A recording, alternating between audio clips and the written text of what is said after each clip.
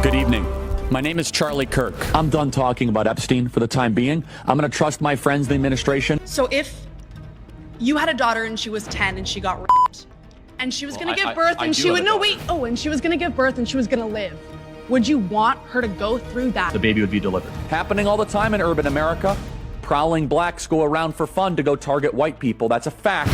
Now, the southern border is, of course, the great replacement. They're trying to replace us demographically. They're trying to make the country less white. It is an anti-white agenda. Charlie Kirk was no stranger to controversy.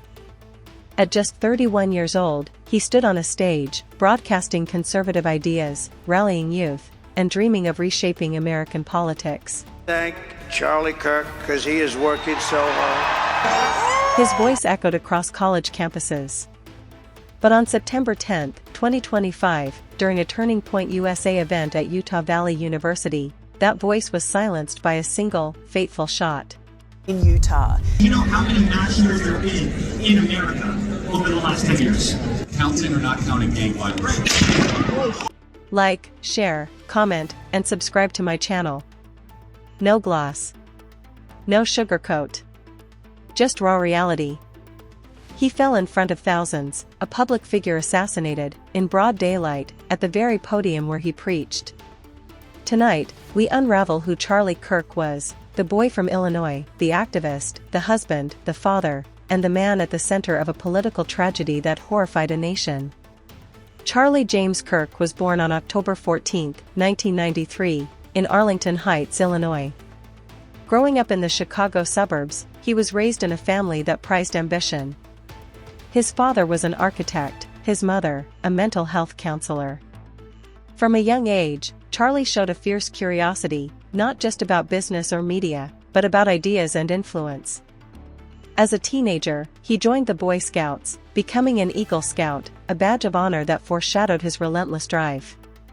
In high school, he made waves. He penned an op-ed criticizing what he called liberal bias in his economics textbooks. That early boldness hinted at something bigger, a hunger for debate, for pushing back. Nancy Pelosi and Democrats, they said they need to use the Chinese coronavirus, and it did come from China, and it came from a laboratory, and Dr. Fauci should be in prison. After high school, Charlie briefly attended Harper College. But he dropped out after one semester. Instead of pursuing a traditional career path, he chose activism. I had no money, no connections, no idea what I was doing. Started this when I was 18. Started to realize there was a big need, that the country was in serious shape. He believed he could do more, make more impact, if he bet on himself. In 2012, at just 18 years old, Charlie co-founded Turning Point USA, TPUSA, with Bill Montgomery. Their mission was audacious, to organize and mobilize conservative students on campuses all over America. Free markets, limited government, the defense of constitutional ideals. These were not just slogans, for him, they were a cause. Under Charlie's leadership, TPUSA grew rapidly. He became the public face, charismatic, relentless, unafraid of conflict. Who are you? Well, important enough for you to come up to a microphone. He launched the Prove Me Wrong debates on campus, a signature format, daring students to challenge him, to question him. Behind the scenes, he raised money. Big money. Conservative megadonors, like Foster Friess, poured in support. He used social media, podcasts, books. He built a media machine. By 2016, he was the youngest speaker at the Republican National Convention. He wasn't just a campus organizer anymore, he was a national voice, aligned with Donald Trump and the larger MAGA movement. For Charlie, politics and faith were tightly intertwined. He was not shy about his Christian beliefs, often weaving them into his activism. He spoke of duty, of purpose. He believed his generation could deliver a conservative revival. Outside the political spotlight, Charlie's personal life was deeply rooted. He married Erica Lane Frantzva in May 2021. Erica was not just his partner, she was a kindred spirit. A former Miss Arizona USA, a businesswoman, podcaster, deeply committed to her Christian faith. They had 2 children, a daughter born in August 2022, and a son born in May 2024. Charlie often spoke of his family with pride, as his grounding force. He built Turning Point not just as an organization, but as a legacy. A powerful, youth-driven movement. By 2025, TPUSA had chapters on thousands of campuses. He had become an influencer, an author, a media personality, a father, and, to many, a symbol. But as his influence soared, so did the stakes. The political climate was volatile. Polarization was growing. The United States was no stranger to heated discourse, but the fires of extremism were licking at the edges.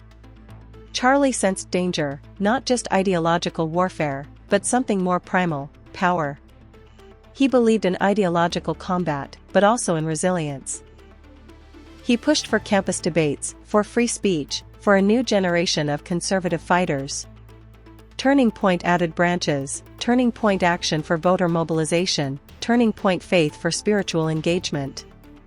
The organization was no longer just a student group, it was a powerhouse, with both grassroots and national reach. Yet, being in the spotlight also made him a target. Critics accused him of spreading misinformation, of courting conspiracy theories. Some decried his rhetoric as divisive, even dangerous. Still, Charlie pressed on. He dubbed his speaking tour the American Comeback Tour, a call to young Americans to reclaim conservative principles, to fight for what they believed in. The tour was ambitious, bold. He came to campuses ready to debate, to engage, to challenge. It was clear, by 2025, that this was not just a movement, it was a mission. On September 10, 2025, Charlie Kirk stood on the grounds of Utah Valley University, UVU, in Orem, Utah. The event was part of the American Comeback Tour, designed to ignite conservative energy among students. Thousands were gathered, the stadium-like courtyard buzzing with anticipation. He was seated under a white pop-up tent, answering questions in a Prove Me Wrong session. The afternoon sun beat down. Security was present, but witnesses later said there were no metal detectors, no bag checks. The setup was familiar, typical for a college speaking event. Then, at 12:23 p.m. Mountain Daylight Time, everything changed. A single gunshot rang out. Shot from a nearby building, later reports would confirm the bullet came from a rooftop. Charlie was struck in the neck. Videos captured the moment: his hand raises, then drops, his body sways, he collapses. Panic erupted. In the chaos, people scattered. Students dived for cover. The sound of screaming filled the air. Blood. Shock. A man gunned down while standing behind a tent, advocating for ideas, just feet from his audience. He was rushed to a hospital. But the shots were fatal. News of the shooting spread instantly. The nation watched in horror. Utah Governor Spencer Cox called it a political assassination. Flags were ordered to half-staff. Donald Trump, an ally of Charlie's, responded swiftly, mourning his death publicly, calling him a truly great American patriot. Turning Point USA confirmed the worst. Charlie Kirk, executive director, co-founder, public face of the movement, was dead. The organization froze for a moment, grief-stricken, uncertain. Erica Kirk, his widow, stepped forward. In the days following, she addressed the nation in tears, vowing to carry on his work. The board of TPUSA would unanimously elect her as CEO and chair. They said he had long expressed that this was how the organization should continue, with her at the helm. Across the country, vigils were held. Flowers, candles, signs. Supporters mourned. Critics expressed fear. Political violence, depending on who you asked, was a symptom or a warning. Law enforcement poured in. FBI, ATF, local police. The Utah Department of Public Safety launched a manhunt. The campus was locked down. Security footage, witness statements, video, every piece of evidence became critical. The investigation into Charlie's assassination was swift and intense. First, the shooting was traced to a .30-06 Mauser M98 bolt-action rifle, fired from a rooftop near the event. The choice of weapon suggested planning: a long-range, powerful rifle, not a spur-of-the-moment crime. Authorities identified a suspect, Tyler James Robinson, 22. He was charged with aggravated murder, obstruction of justice, witness tampering, violent offense in presence of a child, and more. He allegedly shot from an elevated position, then slipped away. Investigators combed through video, canvassed the campus, interviewed witnesses. They sought motive. Was this politically motivated? Someone acting alone? Part of a larger conspiracy? Some reports hinted at foreknowledge. Social media accounts allegedly chattered about something big happening on September 10th. Others speculated ideological motivations. But as yet, no firm public motive was confirmed. The FBI set up a tip line. Turning Point's leadership pledged cooperation. The nation held its breath. As the investigation unfolded, revelations came in slowly and painfully. The suspect, Tyler Robinson, emerged as a lone gunman, not linked publicly to any major group. But the act sent shockwaves. Political killing in America is often associated with extremist ideologies, but here was a campus, here was a man in his 30s, here was a youth movement leader. The board of Turning Point honored Charlie's wishes. Charlie Kirk became the CEO and board chair. In her first address, she declared, "You have no idea the fire that you have ignited within this wife. The cries of this widow will echo around the world like a battle cry." Her ascension was not just symbolic, it was practical. She vowed to continue the American comeback tour, the radio shows, the campus debates. Under her leadership, membership surged. According to Turning Point, tens of thousands of students had already requested to start or join chapters in the weeks after his death. Nationally, reactions were fierce and divided. Some saw his death as a dark moment, a warning that political violence had gone too far. Leaders from both parties condemned it. Others saw him as a martyr, a symbol for conservative youth rising up, targeted for his beliefs. Legislators acted, too. A resolution condemning the assassination passed in at least one state house. And in the public square, memorials and fundraising efforts sprouted. But the investigation remained complex. While charges were filed, many questions persisted. Why him? Why this day? Was the shooter acting alone? Was there planning beyond what was publicly revealed? And most unsettling, could this happen again? Charlie Kirk's story is one of profound contradiction. He was young, ambitious, and deeply polarizing.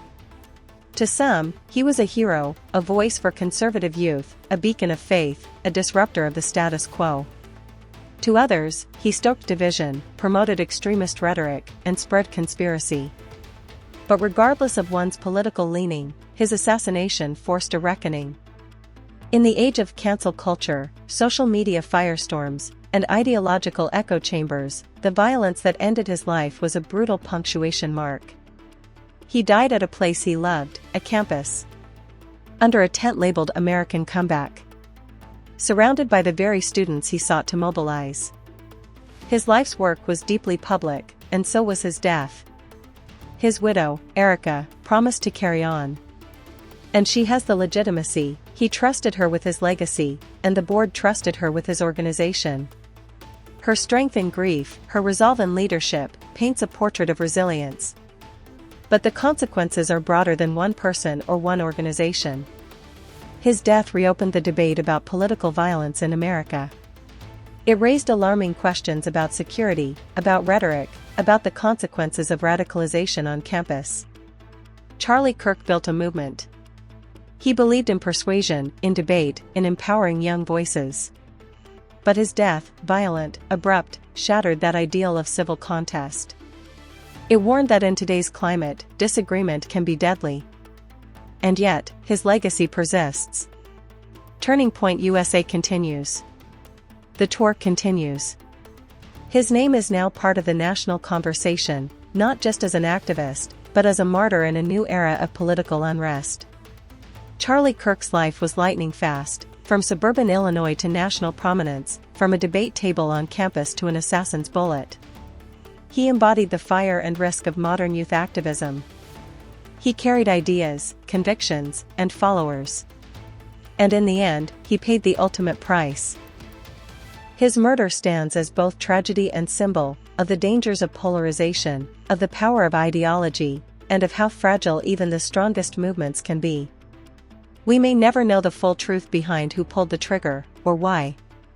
But what remains is a legacy, a movement in motion, and a widow who refuses to let his mission die. This was Charlie Kirk, the activist, the father, the martyr. Like, share, comment, and subscribe to my channel. No gloss, no sugarcoat. Just raw reality.